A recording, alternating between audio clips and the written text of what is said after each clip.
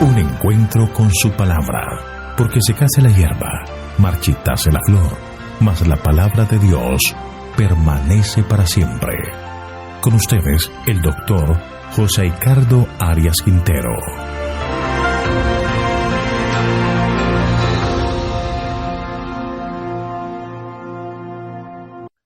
Hoy vamos a seguir estudiando el capítulo 14 del libro de Isaías, escarnio contra el rey de Babilonia.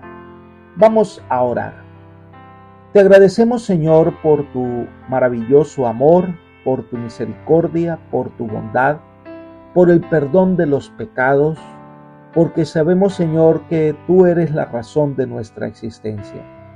Por eso pedimos en este momento que al abrir la Escritura tú seas nuestro maestro, nuestro guía, nuestro instructor, que aprendamos más y más de ti y de tu amor y de los planes que tienes para nuestra vida. Gracias por escucharnos, pues lo pedimos en el nombre de Jesús. Amén. Muy bien, hemos comenzado el estudio del capítulo 14 de Isaías, que está enmarcado en la sección que es la destrucción de los pueblos que atentaron contra el pueblo de Dios. Entonces está Babilonia, estudiamos también la caída del reino de Asiria, de los filisteos, ¿verdad? Y por último los etíopes. Bueno, eso lo estudiaremos más adelante. Sin embargo, hay una sección del capítulo 14 que no hemos estudiado, que es la sección que va del versículo 4 hasta el versículo 28. Y son una descripción en forma de canto o poesía en la que se refiere a la destrucción de Babilonia. Este poder que se opone a Dios, que se exaltó y quiso echar por tierra los planes de Dios, se convierte en un símbolo de la caída de Lucifer, de la caída de ese ángel del cielo que también atentó contra el plan de Dios. Así que le invito a que abra la Escritura en el capítulo 14 de Isaías y miremos a partir del versículo 4. Leamos. Pronunciarás este proverbio contra el rey de Babilonia y dirás: ¿cómo acabó el opresor? ¿Cómo ha acabado la ciudad codiciosa de oro? Cuando el pueblo de Dios se ha librado del cautiverio y vuelva a Jerusalén, entonces podrá burlarse de su opresor con estas palabras. Se habla de la caída de Babilonia, una nación excelsa, poderosa, una ciudad de oro, pero que por su rebelión será quebrantada de tal manera que solo servirá para ser barrida como se barre la basura. Pero nos habla de otra caída, la de un ángel excelso que vivía en las cortes celestiales y que por su orgullo fue expulsado del cielo y será destruido para siempre. Sigamos con los versículos 5 y 6. Quebrantó Jehová el bastón de los impíos, el cetro de los señores, el que hería a los pueblos con furor, con llaga permanente, el que se enseñoreaba de las naciones con ira y las perseguía con crueldad. Aquí nos dice que el báculo y el cetro, que son símbolos de autoridad, serán quebrantados. Es decir, que Babilonia perderá su autoridad. Ya no serán más una nación a la que hay que temer. Ya no será la nación que inspirará espanto.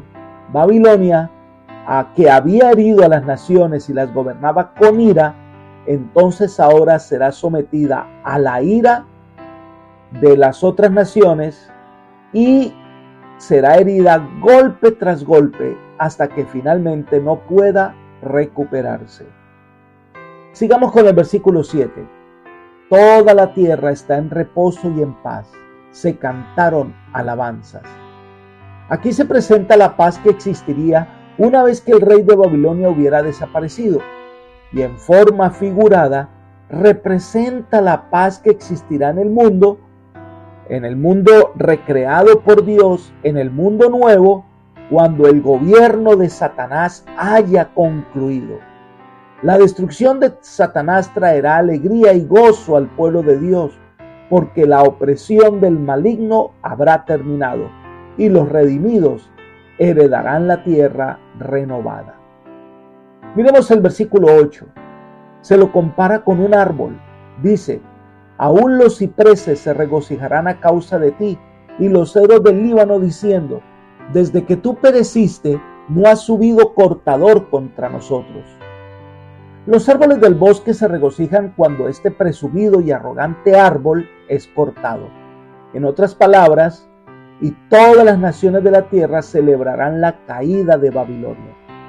Ahora, cuando vamos al libro de Daniel en el capítulo 4, nos habla de un sueño en donde Nabucodonosor se compara o es comparado su reinado como el de un árbol que es cortado. ¿Se acuerdan del sueño de Nabucodonosor? Es interesante que ahora también se nos hable de que Babilonia será un árbol cortado. Sigamos estudiando el capítulo 14, ahora los versículos 9 al 11, donde dice que el Seol celebra la llegada de los muertos de Babilonia. Leamos. El Seol abajo se espantó de ti, despertó a los muertos para que en tu venida salieran a recibirte. Hizo levantar de sus sillas a todos los grandes de la tierra, a todos los reyes de las naciones. Todos ellos darán voces y te dirán: ¿tú también te debilitaste como nosotros y llegaste a ser como nosotros? Descendió al Seol tu soberbia y el sonido de tus arpas. Gusanos serán tu cama y gusanos te cubrirán.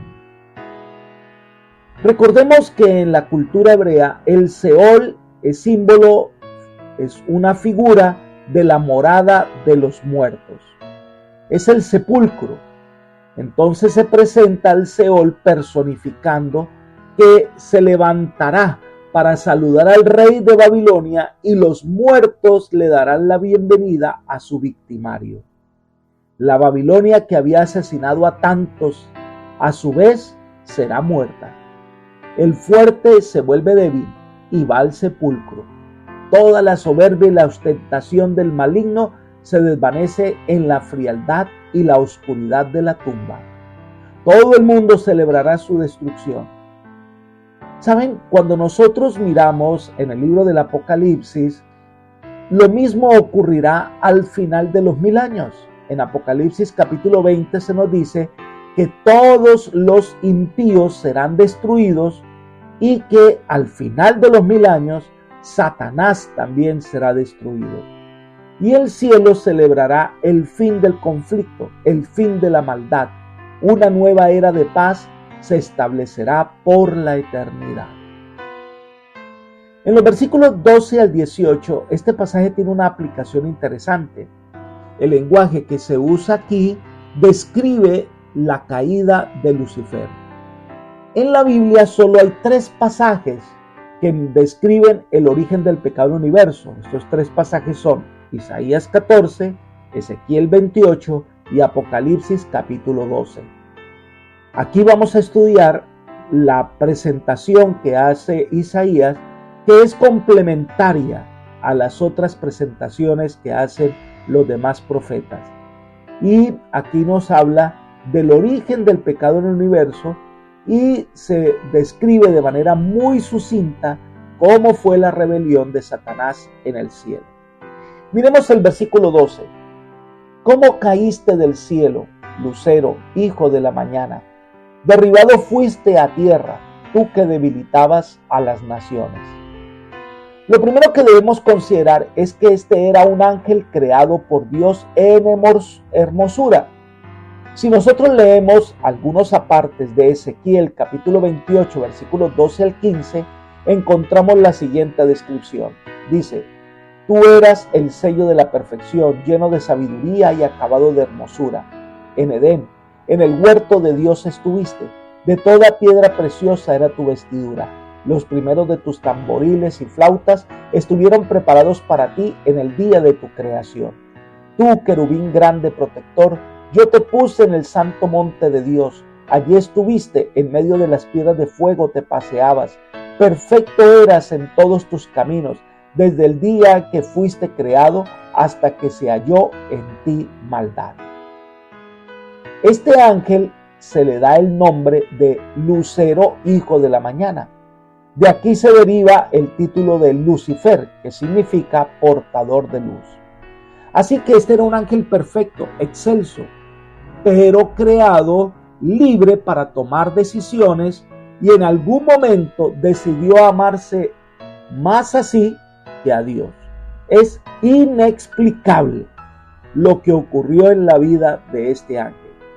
De allí comienza una obra de rebelión basada en el egoísmo. Elena de White comenta: la rebelión de Satanás es muy antigua. Los registros de algunos son similares al del excelso ángel cuya categoría seguía a la de Jesucristo en los atrios celestiales. Lucifer, como querubín protector, estaba rodeado de gloria. Sin embargo, este ángel, a quien Dios había creado dotado de poder, llegó a sentir deseos de ser como Dios. Carta 162 del año 1906. La posición de este ángel era privilegiada. Por eso se describe su caída como algo que va a impactar al universo. Veamos el cambio que se ve en este ángel. Sigamos estudiando Isaías 14, ahora los versículos 13 y 14. Tú que decías en tu corazón: subiré al cielo, en lo alto, junto a las estrellas de Dios, levantaré mi trono, y en el monte del testimonio me sentaré, en los extremos del norte, sobre las alturas de las nubes subiré, y seré semejante al Altísimo. Hay varios elementos que debemos considerar en este estudio. Número 1, el deseo de exaltarse a sí mismo ocasionó la caída de Lucifer. Antes de su caída era el más hermoso y más sabio de todos los ángeles celestiales, pero se enorgulleció sobremanera por el honor que Dios le había conferido, pero aún procuraba mayor gloria para sí. Número 2, en el monte del testimonio me sentaré. El rey de Babilonia era pagano, y en la mitología pagana los dioses se congregaban en algún alto monte donde decidían los asuntos de la tierra. El rey de Babilonia intentaría usurpar el control de los dioses, es decir, tener la autoridad suprema sobre los asuntos terrenales. De esta manera, siendo una representación de Lucifer, este ángel aspiraba a colocar su trono en el monte de la congregación, pero el Señor, dice, lo arrojó del monte de Dios. Como rey de Babilonia simbólica, Satanás también aspiraba a imponer su voluntad en las decisiones celestiales, es decir, gobernar el universo de Dios. En tercer lugar dice: levantaré mi trono al extremo del norte. El norte ha sido símbolo del lugar donde viven los dioses, y en la Biblia el norte es el lugar cardinal que es símbolo de la divinidad. Ahora, lo que entendemos es que este ángel se enalteció a sí mismo a tal punto que quiso colocarse en el trono que le corresponde a Dios y ser semejante al Altísimo, no en carácter, no en santidad, no en perfección, sino que quería la autoridad que tenía Dios, mas no su carácter. Elena de White comenta: surgió delante de él una visión de Lucifer, el hijo del alba, que superaba en gloria a todos los ángeles que rodeaban el trono y estaba unido al Hijo de Dios por los vínculos más íntimos. Lucifer había dicho: seré semejante al Altísimo, y su deseo de exaltación había introducido la lucha en los atrios celestiales y desterrado una multitud de las huestes de Dios. Si Lucifer hubiese deseado realmente ser como el Altísimo, no habría abandonado el puesto que le había sido señalado en el cielo, porque el Espíritu del Altísimo se manifiesta sirviendo abnegadamente. Lucifer deseaba el poder de Dios, pero no su carácter. Buscaba para sí el lugar más alto. Esto lo encontramos en El deseo de todas las gentes, página 402. Este ángel se llenó de orgullo, pretendía tener el lugar que le corresponde a Dios, deseaba el primer lugar, y entonces dice que comienza una batalla en el cielo. Elena de White lo explica lo que ocurrió en el cielo. Dice: Lucifer ganó la simpatía de algunos ángeles de sus compañeros, sugiriéndoles pensamientos de crítica hacia el gobierno de Dios. Esa mala semilla fue esparcida de una manera sumamente seductora y después de que brotó y se arraigó en la mente de muchos, recogió las ideas que él mismo había sembrado primero en la mente de otros y las presentó ante las cortes más excelsas de ángeles como los pensamientos de otras mentes contra el gobierno de Dios. Así introdujo Lucifer la rebelión en el cielo mediante hábiles métodos diseñados por él mismo. La acción subversiva era tan sutil que no podía hacérsela aparecer delante de las huestes celestiales como lo que en realidad era, y por eso hubo guerra en el cielo, y Satanás fue expulsado con todos los que no quisieron ser leales al gobierno de Dios. El Señor Dios se presentó como soberano supremo. Carta 162 del año 1906. Así que podemos ver que el enemigo de las almas pretendía tener el lugar santo que le corresponde al Eterno. Y comenzó una batalla en el cielo. Apocalipsis es quien describe esa batalla. Y entonces, pues, él fue expulsado del cielo porque no fue destruido en ese momento porque muchos seres del universo no tenían claro cuáles eran los resultados de la obra de Satanás.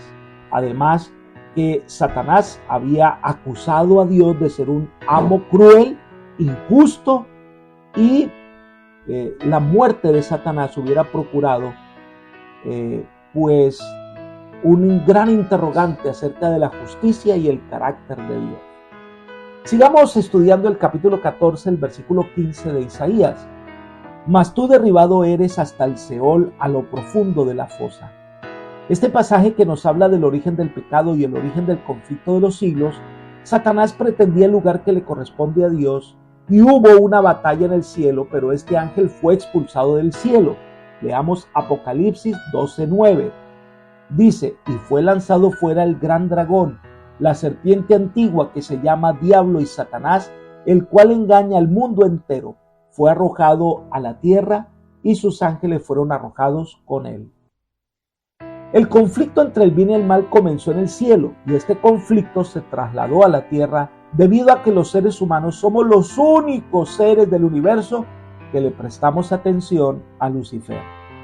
El reino del mal se estableció en esta tierra, pero terminará muy pronto cuando Jesús venga y ponga fin al conflicto y serán destruidos Satanás y todos sus secuaces.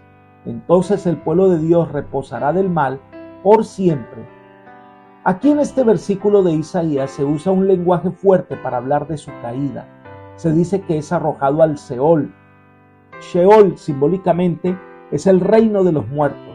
Satanás sería derribado desde la excelsa posición a la cual aspiraba hasta las más bajas profundidades y allí sería olvidado. Esto nos habla de una serie de marcados contrastes entre el ensalzamiento y la completa humillación. Sigamos estudiando Isaías 14. La destrucción de Babilonia y su rey es un símbolo de la destrucción de Babilonia espiritual y su rey, quien es Satanás. Leamos los versículos 16 al 19. Se inclinarán hacia ti los que te vean, te contemplarán diciendo, ¿es este aquel varón que hacía temblar la tierra, que trastornaba los reinos, que puso el mundo como un desierto, que asoló sus ciudades, que a sus presos nunca les abrió la cárcel?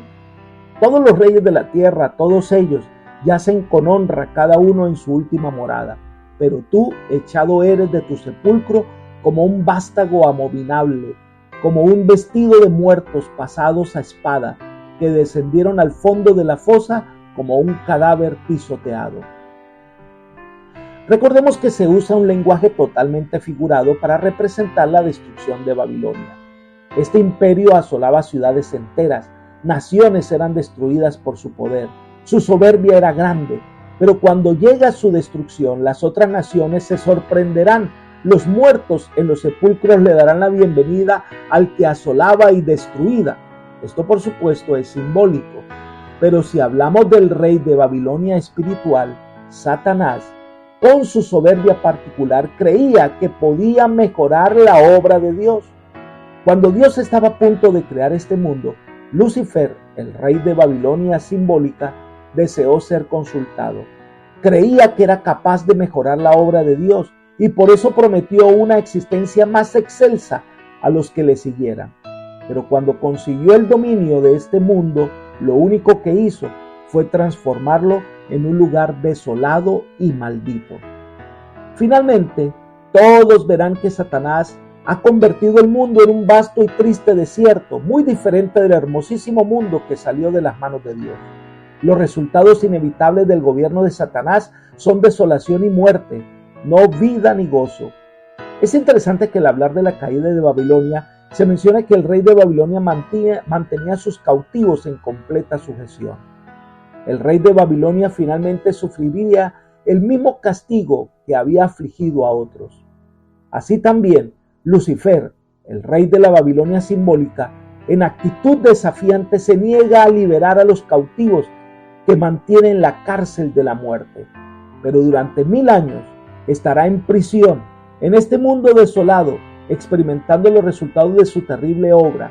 Durante estos 1000 años, Satanás, el rey de Babilonia simbólica, experimentará una muerte en vida.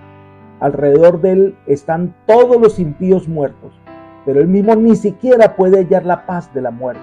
Para él no hay alivio de la angustia, del remordimiento y del horror que ha acarreado a la tierra. Es un muerto que vive y para quien una fosa común sería una morada demasiado honrosa. Y al final de los 1000 años, el soberbio Satanás será destruido y será muerto y se unirá con todos los gobernantes soberbios del mundo, que figuradamente se sorprenden ante la llegada al Seol de este ángel caído. Sigamos con el lenguaje figurado en los versículos 20 y 21. No serás contados con ellos en la sepultura, porque tú destruiste tu tierra, mataste a tu pueblo. No será nombrada por siempre la descendencia de los malignos. Preparad a sus hijos para el matadero, por la maldad de sus padres, que no se levanten ni posean la tierra, ni llenen de ciudades la faz del mundo. Cuando el hombre pecó, Satanás se convirtió en el príncipe de este mundo y gobernante de los pecadores, pero en estos miles de años ha logrado devastar este mundo y matar a sus habitantes. Lo único que Satanás le ofreció a sus seguidores, a sus hijos, ha sido la muerte y la destrucción total. En lugar del honor y de la gloria que tan afanosamente buscó, se ha convertido en objeto de desgracia y vergüenza completas. La muerte y la destrucción serán similarmente la suerte final de todos los hijos de iniquidad. Satanás mismo y todos sus malos ángeles serán finalmente devorados por las llamas y reducidos a cenizas. Miremos los versículos 22 y 23. Porque yo me levantaré contra ellos, dice Jehová de los ejércitos, y raeré de Babilonia el nombre y el sobreviviente, el hijo y el nieto, dice Jehová, y la convertiré en posesión de erizos y en tierra cenagosa, la barreré con escobas de destrucción, dice Jehová. Tanto Babilonia literal como la simbólica se ensalzaron a sí mismos. El nombre Babilonia tiene un vocablo que significa puerta de Dios, pero se convertirá en la puerta del infierno, de la muerte. En lugar de ser literalmente gloriosa, Babilonia se convertirá en un objeto de vergüenza. Su suerte final será la ignominia y afrenta, y no gloria ni honor. Nombre y residuo, parentela, hijo y nieto, posteridad y descendencia, todo desaparecería de la famosa ciudad del pasado. Ni un solo habitante quedaría vivo para perpetuar el nombre de Babilonia. Elena de White comenta sobre la caída de Babilonia lo siguiente: así, el muro ancho de Babilonia quedó derribado enteramente y sus altas puertas fueron quemadas a fuego. Así hizo cesar Jehová de los ejércitos la arrogancia de los soberbios y abatió la altivez de los fuertes. Así, Babilonia, hermosura de reinos y ornamento de la grandeza de los caldeos, llegó a ser como Sodoma y Gomorra, lugar maldito para siempre. Libro Profetas y Reyes, página 391. Por eso dice, barrera con escobas de destrucción. Se compara a la orgullosa ciudad con residuo y basura que deben ser barridos. Babilonia ha contaminado la tierra y no tiene derecho de permanecer donde pueda seguir ofendiendo al hombre y a Dios. Saben, hermanos, el mundo será más limpio después de que esta inmundicia haya sido barrida. Con estas palabras concluye la profecía sobre Babilonia, pero lo que describe sobre Babilonia literal ocurrirá en la Babilonia espiritual. Al final de la historia del pecado, los pecadores e impíos serán borrados de la faz del universo. No quedará ni raíz ni rama. Entonces Dios recreará este mundo y volverá a ser como era antes de que Adán y Eva pecaran. El mal habrá finalizado para siempre y ahora la vida eterna rebosa en la tierra nueva. Apreciado amigo y hermano, ya sabemos el origen que ha tenido el pecado en este mundo triste y olvidado. Ahora comprendemos por qué hay muerte, por qué hay sufrimiento, por qué hay enfermedad, porque Satanás es el causante de todos estos males que llegan sobre la tierra. Por eso, nuestra única esperanza, nuestro único refugio será siempre encomendar nuestra vida en las manos del Todopoderoso. Hoy, refúgiate en el Señor. Deja que el Señor haga su obra en ti, que el pecado sea expulsado de tu vida y que tú puedas alcanzar la paz, la alegría, el gozo de la salvación. Hoy es día de entregar tu vida a Jesús, porque como dice el apóstol Santiago, que debemos entregarnos a Dios, rendirnos a sus pies y el diablo huirá de nosotros. Que el Señor hoy te bendiga y te guarde y te guíe por sendas de paz, es mi oración por ti. Amén.